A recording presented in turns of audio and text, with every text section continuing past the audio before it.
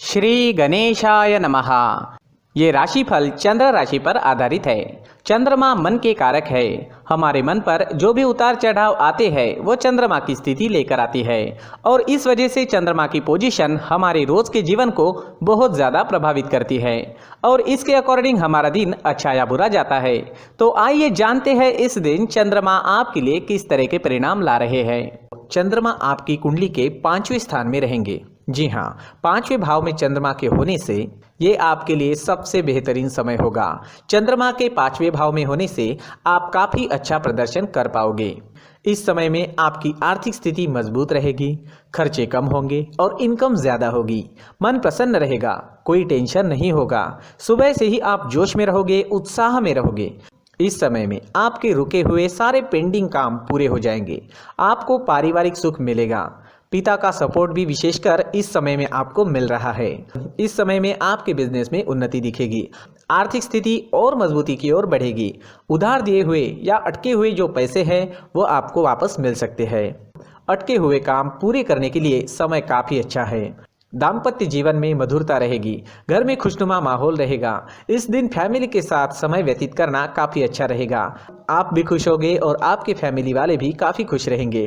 किसी तरह का टेंशन या प्रेशर इस दिन आप पर नहीं रहेगा।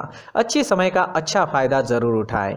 लव लाइफ में अपने पार्टनर को खुश करने के लिए समय अच्छा है। पार्टनर के साथ आप समय व्यतीत कर सकते हैं। लाइफ के बारे में मिलकर कोई अच्छा डिसीजन भी ले सकते हैं। आज खर्चे नहीं होंगे लेकिन आय अच्छी रहेगी। स्टूडेंट्स के लिए भी समय अच्छा है। अपनी पढ़ाई पर पूरा फोकस रखें और अच्छे समय का पूरा लाभ उठाएं। ये समय आपकी पढ़ाई के लिए भी इम्पोर्टेंट है और समय आपके लिए अच्छा भी है, तो पूरा लाभ ज़रूर उठाएं। जम के पढ़ाई करें, अच्छे रिजल्ट्स ज़रूर आएंगे। आज आपको स्वास्थ्य भी परेशान नहीं करेगा। पुरानी परेशानियों में भी सुधार दिखेगा। ये समय सरकारी कामों को पूरा करने के लिए उपयुक्त है। सारे सरकारी काम इस वक्त पूरे हो जाएंगे।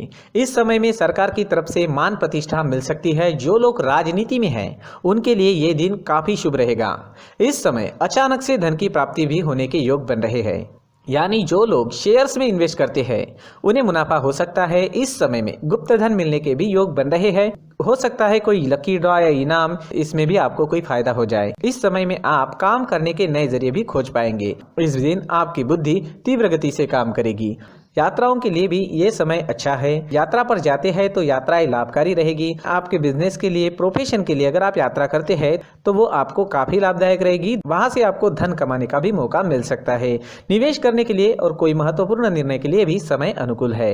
इस दिन आपका स्वास्थ्य अच्छा रहेगा। डेली एक्टिविटी शुरू रखें, योगा करें, प्राणायाम करें, सुबह का टहलना जारी रखें, अपने डाइट पर ध्यान दें, खुद भी स्वस्थ रहे और आपके अपनों को भी स्वस्थ रखें। इस दिन लाल रंग का इस्तेमाल करना आपके लिए अच्छा रहेगा और एक अंक इस दिन आपके लिए लकी साबित हो सकता है। दोस्तों, ये राशिफल चंद्र राशि पर आधारित है, लेकिन कभी कभी हमारी पर्सनल कुंडली में बाकी ग्रहों की पोजीशन कुछ इस तरह की होती है कि आपके राशिफल परिणाम में बदलाव दिख सकता है।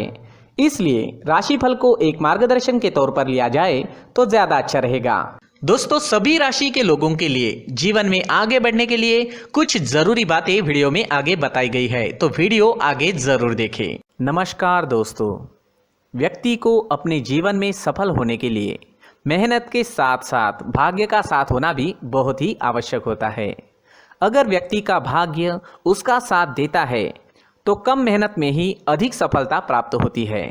परंतु कई बार ऐसा देखा गया है कि व्यक्ति के जीवन में कई ऐसी घटनाएं घटित होती है जिसकी वजह से उसको बहुत सारी परेशानियों का सामना करना पड़ता है और इस स्थिति में व्यक्ति को बिल्कुल भी समझ नहीं आता कि ऐसा क्यों हो रहा है।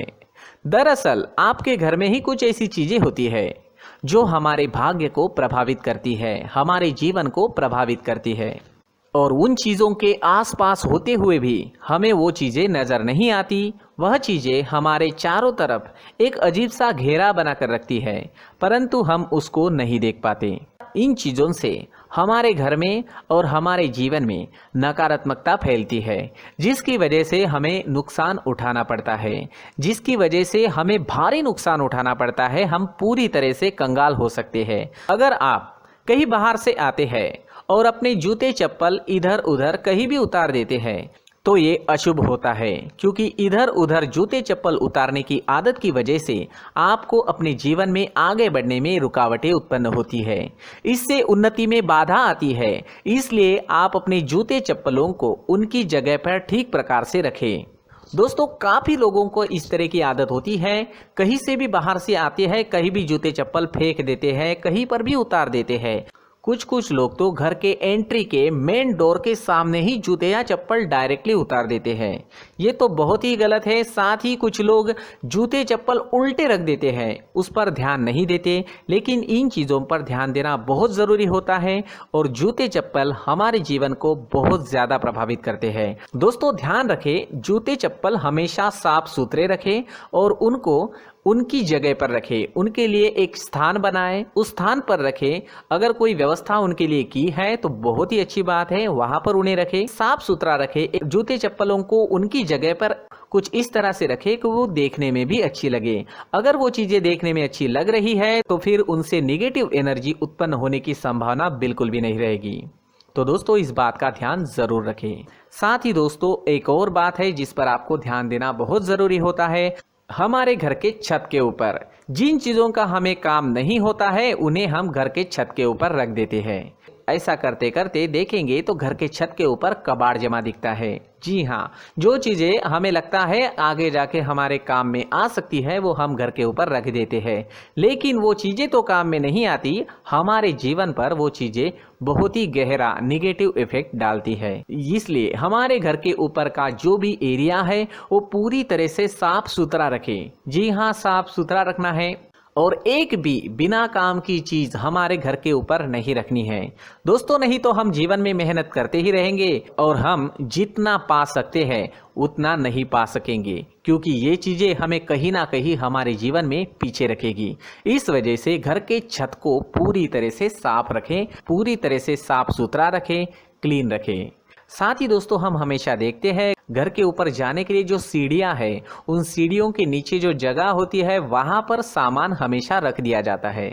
वो जगह ही ऐसी है कि सामान को खींची लेती है। वहां पर आपको कुछ ना कुछ सामान मिलेगा ही। जिन लोगों को पता नहीं है उनके घर आपको सामान मिलेगा ही, लेकिन जिन्हें पता है वो लोग हमेशा सीढ़ियों के नीचे की जगह साफ सुथरी रखते हैं और एक भी चीज वहां पर आपको नहीं मिलेगी।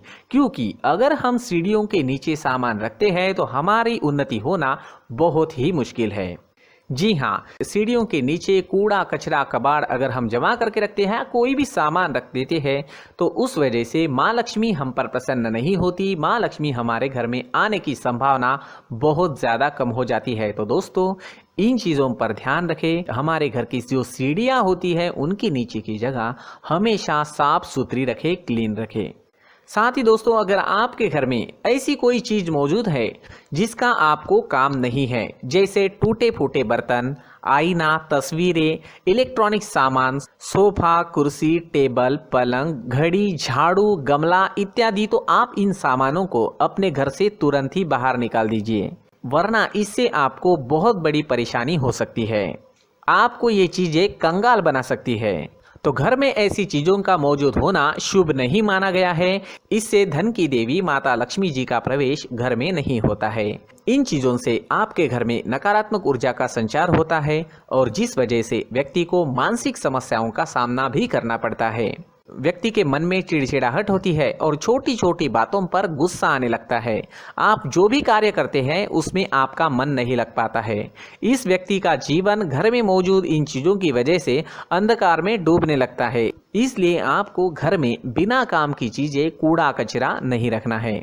दोस्तों, एक और ख़ास बात है, हमारे घर में मकड़ी का अगर जाला है तो वो बिल्कुल भी शुभ नहीं है। जी हाँ, वो अशुभ माना जाता है।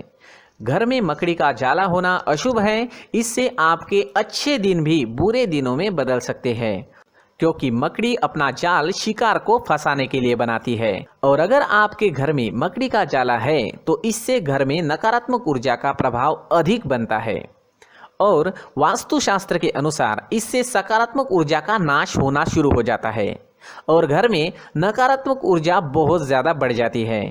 इसलिए आप अपने घर को हमेशा साफ सुथरा रखें, कम से कम 1 महीने में अपने घर के हर कोने की साफ सफाई जरूर करें। दोस्तों, मुख्य द्वार भी हमेशा साफ सुथरा रखें। मुख्य द्वार को हमेशा सजाया जाता है, क्योंकि मुख्य द्वार से ही हमारे घर में लक्ष्मी का प्रवेश होता है। तो मुख्य द्वार को साफ सुथरा रखें और सजा कर रखें तो बहुत अच्छा रहेगा। इससे मानसिक रोग और घर की परेशानियां दूर हो जाएगी, धन की कोई कमी नहीं रहेगी और इसके साथ साथ आय के नए स्रोत भी खुलने लगेंगे।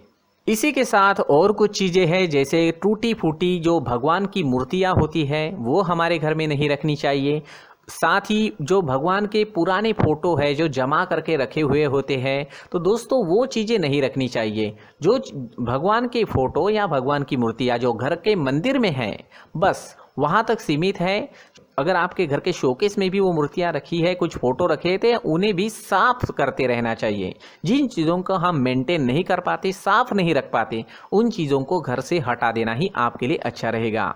साथ ही दोस्तों, कुछ तस्वीरें हैं, जैसे डूबते नाव की तस्वीर या फिर झगड़े की तस्वीर या फिर कुछ ऐसी तस्वीरें होती है जो देखते ही हमें समझ में आ जाता है कि ये तस्वीर निगेटिविटी दर्शा रही है। इस तरह की तस्वीर भी आपको आपके घर में नहीं रखनी है। जी हाँ, इस तरह की तस्वीर लगाने से भी हमारे जीवन में उसी तरह की घटनाएं घटित होना शुरू हो जाता है।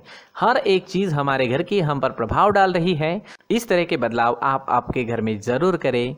धन्यवाद।